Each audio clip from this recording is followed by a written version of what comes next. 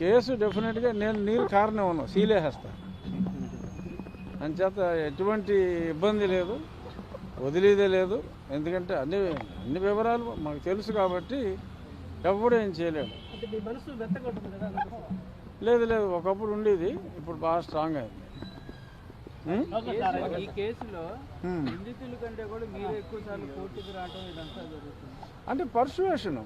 ఎందుకంటే నేను వదలను ప్రతిదీ కూడా.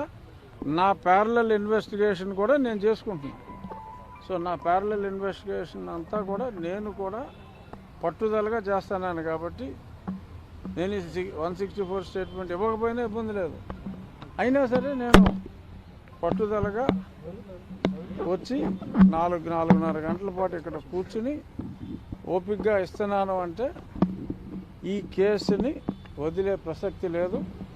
ఒక ఎంపీగా ఉన్న వ్యక్తిని ఇంత దారుణంగా కొడితే అతనికే న్యాయం చేసుకోలేకపోతే వ్యవస్థల మీద ప్రజలకు అనుమానాలు వస్తాయి. వ్యవస్థల్ని ప్రజలు అసహించుకునే పరిస్థితి వస్తుంది. సో కాబట్టి నేను దీన్ని ప్రెస్టీజియస్గా తీసుకుని